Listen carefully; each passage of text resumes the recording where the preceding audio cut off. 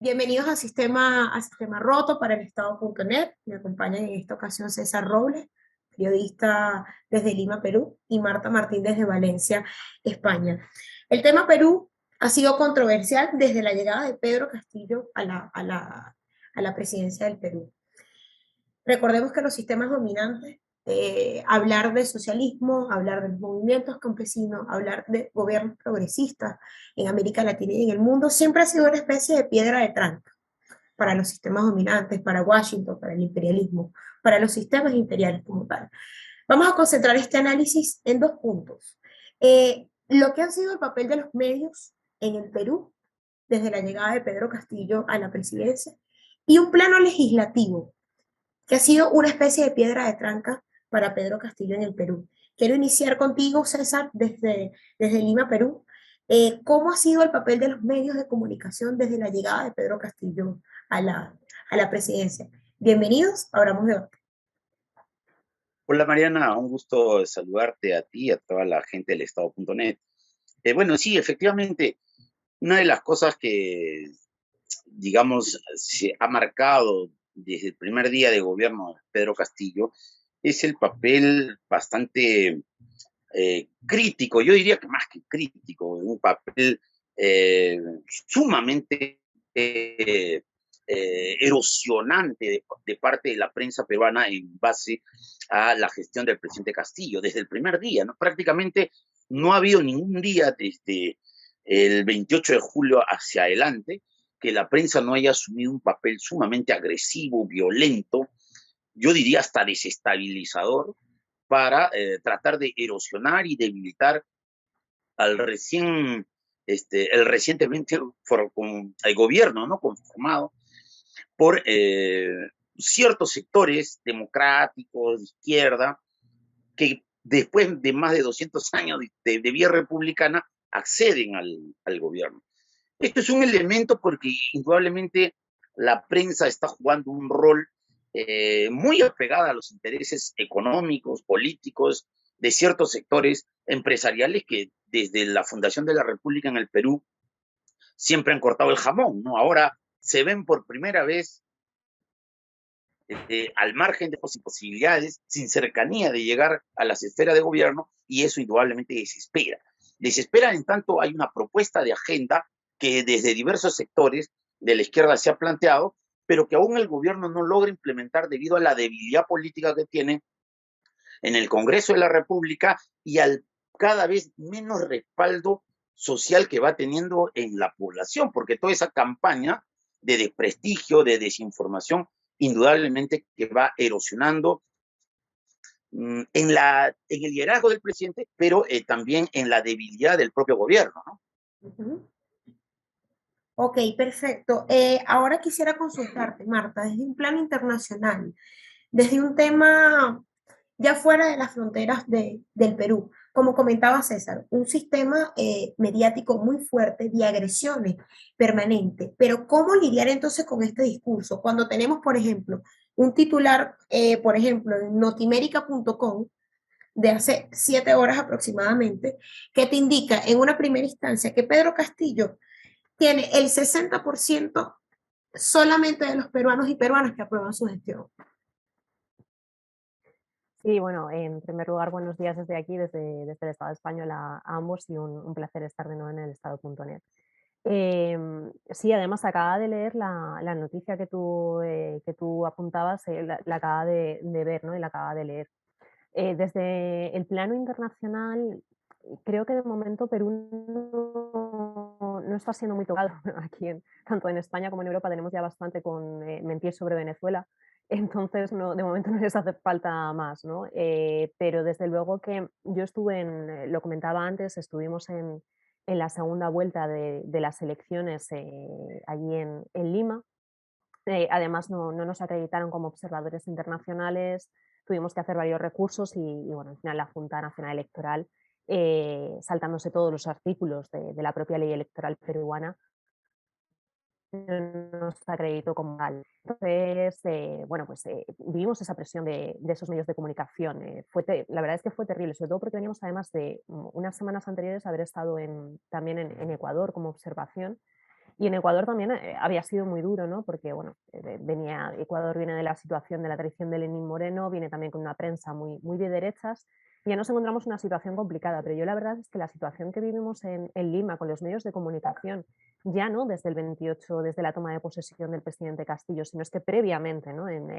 Los medios de comunicación son los que hicieron una injerencia brutal en toda la campaña electoral, hasta el punto que llegó un momento que los observadores internacionales, a los cuales no habíamos sido acreditados, bueno, pues justo el mismo día de la jornada electoral montamos una rueda de prensa para denunciar pues eso, ese acoso y derribo por parte de la prensa, que nosotros no vamos en plan de tiene que ganar este candidato, tiene que ganar este otro, sino, bueno, pues vas ahí un poco a ayudar, porque tampoco es a enseñar absolutamente nada, sino a ayudar a que el proceso se desarrolle con normalidad. Y la verdad es que nos encontramos con una prensa eso, muy injerencista, con una prensa muy agresiva hacia Castillo y bueno, con una prensa que obviaba todo lo que es Fujimori, el fujimorismo y toda la herencia que traía Keiko, ¿no? Porque no nos olvidemos, es una señora que había defendido a capa y espada la dictadura y los asesinatos de su padre y que además, bueno, dejó muy claro que si ella salía de presidente, el indulto a su padre estaba ahí, ¿no? Entonces, yo cada vez que tengo la oportunidad de hablar para algún medio europeo o bien aquí en el Estado español, siempre sobre el tema de Perú, siempre lo digo, esa agresividad de la prensa que aquí se obvia deliberadamente, porque como os digo, bueno, pues ya se tiene bastante con mentir sobre Venezuela, pero bueno, no nos olvidemos que, por ejemplo, aquí tenemos al señor Mario Vargas Llosa, que es uno de, en España recogemos absolutamente lo mejor de cada casa. Y bueno, pues es una de las cabezas visibles, ¿no? De esa oligarquía, de esa oligarquía peruana que ataca constantemente y que miente y que presiona y que además intenta hacer esa injerencia. No obstante, hace unos meses en un foro organizado por la derecha de aquí, por el Partido Popular de aquí, en el cual estaba invitado, él dijo que es que en América Latina estaban votando mal. Y cuando se vota mal, pues pasa lo que pasa, ¿no? O sea, llamaba a golpes de Estado continuamente. Entonces, es una presión, además es una actitud muy colonialista la que se tiene desde España o desde Europa hacia América Latina y hacia todo el progresismo, ¿no? Y todas las vertientes de izquierdas de América Latina. Entonces es preocupante sobre todo porque ya te digo que yo viví esa situación y la verdad es que fue una situación muy dura y sí que veías esos ataques y esa injerencia constante de la prensa. Ok, ahora yo quisiera implementar esta pregunta para los dos. Hablamos de un sistema de medios supremamente dominante o una vocería, entre comillas, de un Mario Vargas Llosa, por ejemplo, de una Keiko Fujimori, una especie de alianza allí, que se le da más visibilidad, no solamente ahorita que está Pedro Castillo, sino a lo largo de los años. Hay un punto también clave para mí, que es dentro de los sistemas mediáticos en Perú, dentro de la prensa peruana no encontramos medios alternativos que verdaderamente refuercen la gestión de Pedro Castillo, que se hable de lo positivo que hasta ahora ha hecho el presidente desde su llegada. ¿Cómo entonces, tanto en medios en torno nacional e internacional, cómo combatir esta guerra mediática hacia el Perú, hacia Pedro Castillo? ¿Quién de los dos me podría contestar primero? Te doy la palabra, César. Bien, mira, Mariana, yo creo que la izquierda está en una situación bastante complicada y parte por eso en primer lugar, porque si bien con el respaldo de la izquierda llega Pedro Castillo al gobierno, la izquierda propiamente dicha no se siente, digamos, representada o no se siente parte del proyecto político de Pedro Castillo. Y ahí hay un primer, digamos, desfase, ¿no? O sea, ¿cómo puedes defender o destacar algo del cual tú no te sientes parte? Y ese es el elemento. Con todos los problemas que puedan haber en la izquierda, creo que no se ha llegado a articular un nivel de unidad política, programática, que sustente, y a nivel social también, que sustente este gobierno. Entonces, Si no hay una mínima unidad en esos aspectos, va a ser bien complicado llegar al otro escenario, a la defensa del gobierno, y a partir de eso, o de esa cuestión, cómo poder desarrollar algunas políticas de comunicación que brinden soporte mediático a la ofensiva mediática de la derecha, ¿no? Es bien complicado. Y te digo por lo siguiente, ¿no? Porque hoy en día el presidente Castillo gobierna, pero al margen del partido que lo llevó al gobierno. O sea, está prácticamente roto ese vínculo con Perú Libre.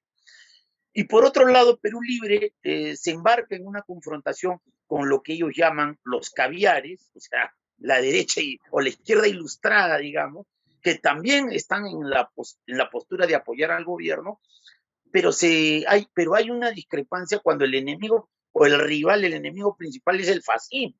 O sea, hay incomprensiones dentro de los propios sectores de izquierda que hacen que los esfuerzos por tratar de darle soporte al gobierno del presidente Castillo acaben enfrascados en unas disputas internas que la verdad son bien complicadas de resolver. Entonces, yo creo que la cosa primero pasa por ahí. Y dos, de que la izquierda solucione sus aspectos políticos programáticos de unidad, ¿no? Ahora mismo, por ejemplo, se habla de un cambio de gabinete y prácticamente se dice, aún no está confirmado eso, se está circulando los rumores que muchos de esos nuevos cambios significarían un viraje, ya no a la izquierda, sino hacia posiciones mucho más de centro o entre comillas, ¿no? Democrática, pero en función de mantener el establishment y no de la agenda por la cual votó la gente. Entonces, el escenario es bastante movido y complicado, por eso no sé cómo podríamos llegar al otro si no se resuelve primero el aspecto político, ¿no? Va por ahí. Exactamente. Marta, ¿qué me tienes que decir sobre este punto? Pues la verdad es que yo coincido bastante con César, ¿no? Al final, cuando tienes esta alianza de varias izquierdas que vienen bueno, pues de diferentes, creo que hay que preocuparse más por lo que te une que no por lo que te separa, porque evidentemente es lo que dice César, al final une el hecho de estar contra la oligarquía, contra el fascismo, entonces creo que el programa tendría que haber ido por ahí, ¿no? Al final, las luchas internas, las luchas intestinas, lo que están haciendo es debilitando el propio gobierno, están debilitando al propio presidente y eso le da fuerza a la derecha y a la oligarquía para cualquier astilla intentar aprovecharlo, ¿no? Entonces vemos constantemente lo que decíamos antes, titulares de prensa que invitan a que, sobre todo pues fuera de Perú, te hagas una idea del debilitamiento del gobierno del presidente Castillo y eso no es positivo, ¿no? Entonces, si tú no acabas primero con esas luchas internas, si no pones un poco de cabeza y de cordura en intentar hacer un programa que se fije en lo que une a esas vertientes de izquierdas que han confluido para, bueno, pues para sacar a Perú de la situación en la que estaba viviendo, creo que es imposible llegar a otro espacio, ¿no? Y creo que por lo que además lo que explicaba César, esos virajes que ya no, de los propios cambios en el gobierno, de los cambios ministeriales, que no es que sean más al centro, sino que parece que a veces se vira más hacia la derecha. Eso en la sociedad peruana, en la sociedad que ha votado por Perú Libre, que ha votado por Castillo, pues incluso muchos de los partidos o de las fuerzas políticas que estén ahí dentro de esta coalición, les puede recordar a lo terrible del gobierno de Humala, ¿no? Y de la traición de Ollanta Humala. Entonces, yo creo que deberían ser cuidadosos, sentarse todos, reflexionar y además de darse cuenta de lo que hablábamos antes, la importancia que es todo este viraje que está dando de nuevo el continente hacia las fuerzas de izquierda, hacia las fuerzas progresistas y que Perú no va a estar solo, o sea, Perú va a tener aliados dentro del continente, ¿no? Entonces creo que deberían sentarse, reflexionar, hacer un programa común sobre lo que les una y sobre todo empezar a tejer esas alianzas de fuera de Perú con otras fuerzas progresistas de otros países de América Latina y de la región. Ok, ahora otro tema puntual también, además de todo el tema mediático que ha rodeado al gobierno de Pedro Castillo, el plano legislativo. también creo que ha sido una piedra de traca fundamental pues, para el desarrollo libre de libre ejercicio político para Pedro Castillo. Actualmente, el plano legislativo, esta pregunta te la hago, César, ¿cómo se encuentra en el Perú en este momento? Consultaba algunos titulares recientes que siguen incitando, por ejemplo, Perú, por Fresh 24 específicamente. El Congreso rechazó abrir un proceso de destitución contra el presidente Pedro Castillo. A pesar de que hay una supuesta negativa en cuanto a este tema, se sigue incitando a una destitución de Pedro Castillo, se sigue hablando de una negatividad al gobierno de Pedro Castillo. La situación actual legislativa en el Perú, ¿cómo la afrontan para este 2022? Sí, mira, ahí hay que señalar algo que es evidente y muy claro, ¿no?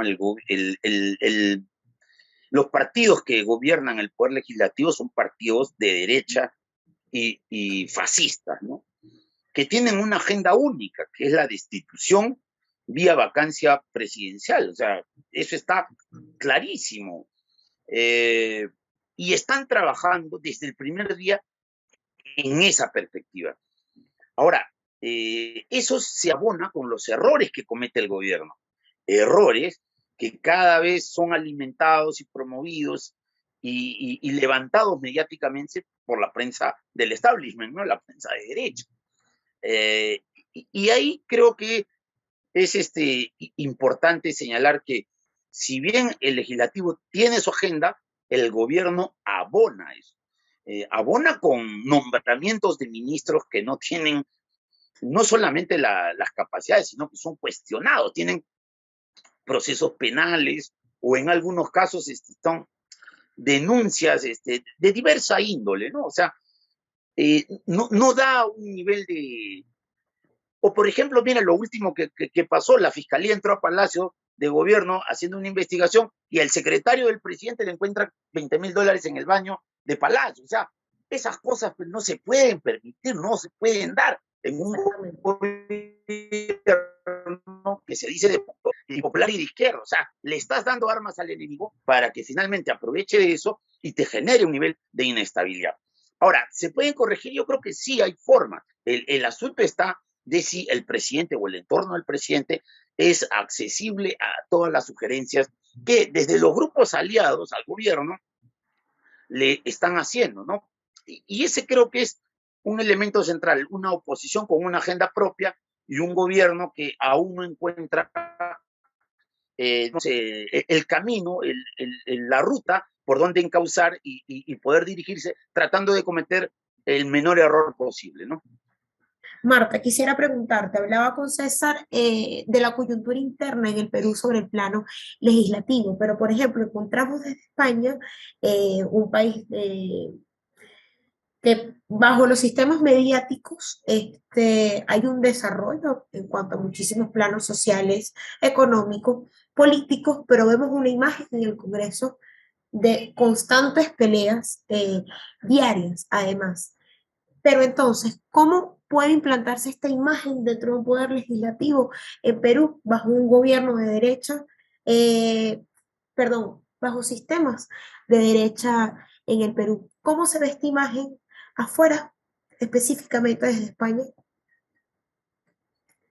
Bueno, aquí, como sabéis, estamos con un gobierno de coalición. Ahora ha cumplido dos años. Es un gobierno de coalición de izquierdas entre el Partido Socialista, que son socialdemócratas, y la coalición de Unidas Podemos, que ahí estamos. Yo soy militante del Partido Comunista de España y de Izquierda Unida, y ahí, bueno, pues nos englobamos tanto Izquierda Unida como el Partido Comunista de España junto al Partido Podemos. Okay. Esta coalición de izquierdas no se repetía desde la época de la Segunda República.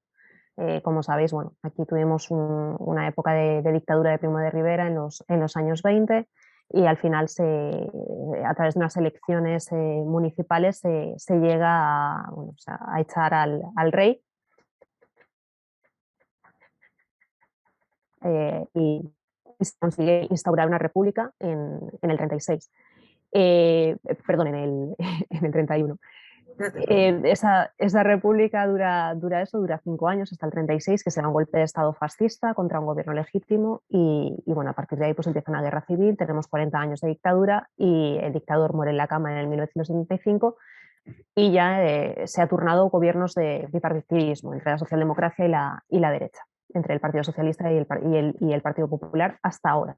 Y esto no se repetía, como os decía, desde la Segunda República. Es una situación complicada porque evidentemente el Partido Socialista, la socialdemocracia en Europa y en España al final son liberales, ¿no? Entonces es muy difícil el conseguir ciertos avances, ¿no? Todos los avances sociales que estamos consiguiendo, afortunadamente, porque tenemos una ministra de Trabajo que es comunista, que es camarada y militante del Partido Comunista, que es Yolanda Díaz, pues está haciendo un trabajo excelente y bueno, al final es mucha presión, ¿no? Y todas esas discusiones y esas tensiones que podéis ver también en el Congreso de los Diputados vienen mucho por la extrema derecha y por las fake news, ¿no? Hemos asistido, yo creo, durante todo este tiempo en América Latina a ese fenómeno del lawfare que se ha dado, que lo hemos visto en Ecuador contra Correa, y, y, y, se podría ver también desde los medios de comunicación peruanos contra el presidente Castillo, ¿no? Y aquí en el Estado español ocurre el lawfare contra miembros del gobierno de la parte más de izquierda, como es Unidas Podemos, contra el Pablo Iglesias, contra miembros del Partido Comunista de España que son ministros. Entonces, bueno, pues por eso hay tanta tensión al final en el gobierno, porque esa lawfare viene por parte de la derecha, de la extrema derecha, esos bulos mediáticos, incluso judiciales.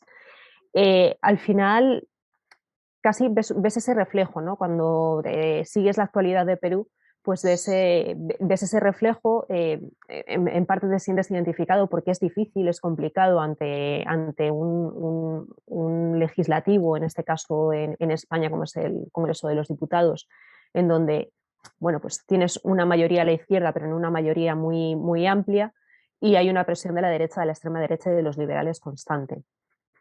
De momento eso se está pudiendo atajar, pero también era porque lo que os comentaba antes, ¿no? Al final, quien está poniendo la parte de responsabilidad en este gobierno, en el gobierno de España, por ejemplo, pues es el Partido Comunista.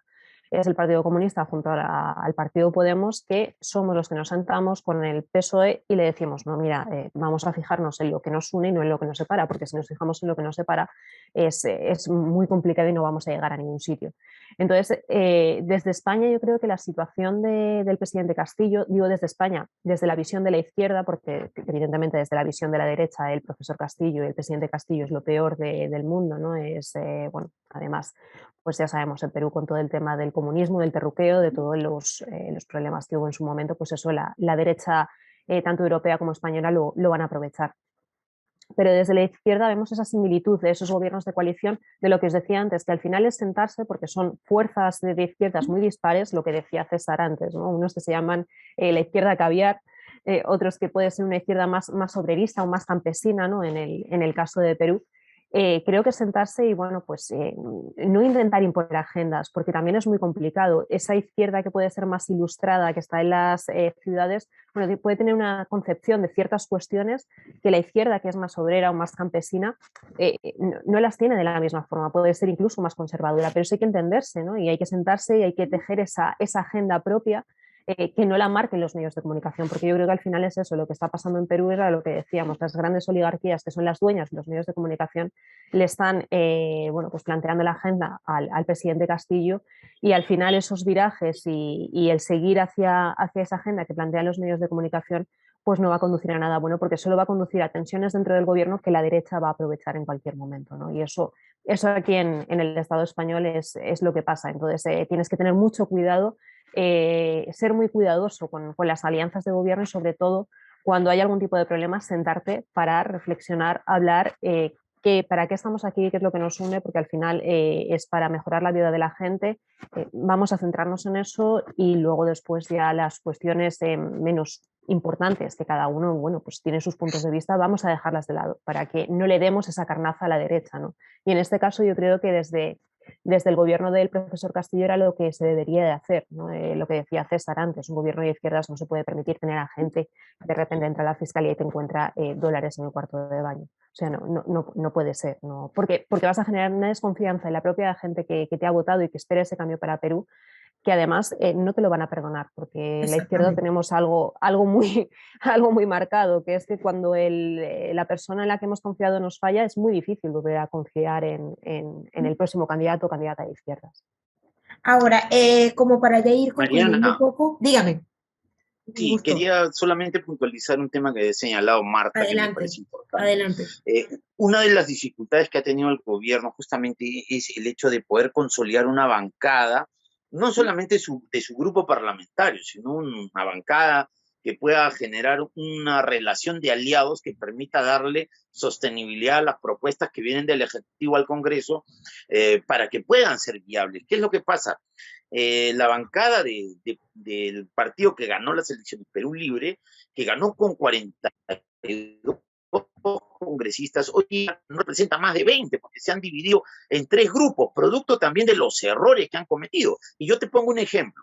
Hace unas semanas, Marta debe conocer a más al detalle, en la Comisión de Relaciones Exteriores del Congreso de los Diputados en Madrid, a raíz de la visita de la presidenta del Congreso de Perú, la señora María del Carmen Alba, se desató una polémica que prácticamente la destapó la presidenta de la Comisión de Exteriores del Partido Ujú. Socialista, que es de Salamanca, no me acuerdo ahorita el nombre de la compañera del PSOE, que señaló que había tenido un comportamiento poco democrático y alturado en su visita al Reino de España. Pero ¿qué es lo que pasa? Al Congreso, perdón. Pero ¿qué es lo que pasa? Aquí en el Perú, a raíz de ese debate que se filtró y que la prensa lo reprodujo aquí en Lima, se presentó una moción de censura contra la presidenta del Congreso. Ujú. Pero da la casualidad que ni en eso se pueden poner de acuerdo, y eso es lo preocupante. Al final el partido que lo llevó a Pedro Castillo al gobierno votó en contra de la moción de la presidenta del Congreso. O sea, y la izquierda, un sector de la izquierda votando por la censura, y el sector del partido de gobierno, entre paréntesis o entre comillas, ¿no? El que lo llevó a Pedro Castillo, blindando a la presidenta del Congreso. O sea, son esas cosas finalmente las que uno le generan un nivel de preocupación y dice, bueno, ¿en qué estamos? ¿No? O sea, si no te puedes poner ni siquiera de acuerdo en eso, si en España te están dando el respaldo porque se ganó en la votación, IU, Partido Socialista y los otros aliados allá en España, del partido de gobierno, y acá el partido de gobierno supuestamente con sus aliados no se ponen de acuerdo y la respaldan a la presidenta del Congreso, entonces son gestos que te llaman a diversas Así es. interpretaciones, ¿no? Finalmente, ¿a qué estamos yendo, no? ¿Qué estamos viendo en político? Y eso es como un tema para tenerlo en cuenta, ¿no? Así es. A- Bueno, para ir ade- ya tomando, no te preocupes, Marta. Además, sí, nada, era de lo que decía César, ¿no? Que Ujú. la presidenta de la comisión, que, bueno, era de pues, Noemí Villagrasa, que es del PSOE, imaginaos Ujú. cómo fue el discurso, las intervenciones que hizo la señora María del Carmen Alba para que el propio PSOE dijese que, o sea, aquello era una barbaridad. Y fruto de eso es lo que tú dices, ¿no? Se hizo bueno, pues, una proposición no por parte de nuestra, de Unidas Podemos, de respaldo al gobierno de Castillo, y que fue apoyada incluso por el PSOE, porque bueno, ella vino aquí pues, a hacer una injerencia totalmente contra el gobierno de Perú, contra el presidente Castillo, y casi llamando al golpe de Estado, ¿no? Entonces, pero es eso, si desde aquí incluso conseguimos que la socialdemocracia, que suele ser más proclive a estar con la derecha latinoamericana, si desde aquí conseguimos que respalden al gobierno de Pedro Castillo, es frustrante luego después lo que dice César, ¿no? Que llegue allí y que el propio gobierno no respalde las propias fuerzas de izquierdas o parte de esas fuerzas de izquierdas no respalden a su presidente. Ok, creo que faltaría un poco más esa astucia en realidad, para consolidar alianzas en vista pues del desapruebo que puede tener hegemónicamente Pedro Castillo. Como para ir cerrando, tenemos para este 2022 en América Latina, por ejemplo, específicamente un panorama electoral en puertas, con Colombia y con Brasil. Es fundamental, le pregunto a los dos, para Pedro Castillo las alianzas internacionales en este momento. Te doy la palabra, Marta. Son fundamentales las alianzas internacionales, pero yo recalco mucho también las alianzas de la propia región, ¿no? Creo que es un momento estupendo ahora que con esa presión que estamos hablando, que sufre el gobierno de Perú, que sufre el presidente Castillo, comienza esas conversaciones con todos los países que de nuevo están volviendo a tener gobiernos de izquierdas, a tener gobiernos progresistas, y que se tienda un eje de alianzas, ¿no? Creo que es muy importante, por ejemplo, el hecho de México de intentar recuperar la CELAC. Correcto. Creo que es algo fundamental, en donde se deben de incluir todos los gobiernos de América Latina, de que de hecho, bueno, pues podemos ver gobiernos más de derechas en donde, bueno, sueltan sus discursos totalmente rayando el fascismo, pero bueno, pueden ser contestados allí, y al final la CELAC se trata de eso, es una integración de América Latina, en donde se demuestra que no es América del Norte, no son los Estados Unidos, y es un estándar como han sido siempre, ¿no?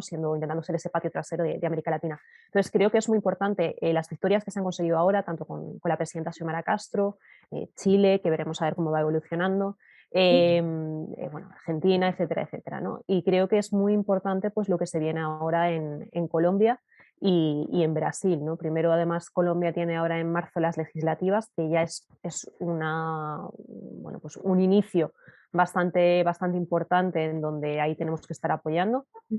Y luego después las presidenciales, y aparte después las presidenciales en Brasil, con la más que probable victoria de Lula, ¿no? Y si se consigue esa victoria de Petro también en Colombia, creo que será muy significativo para lo que va a implementar para toda la región. Entonces creo que las alianzas de Perú son importantes a nivel internacional, de comenzar a hablar, pero creo que son mucho más importantes las alianzas con la propia región, precisamente por lo que comentábamos antes, ¿no?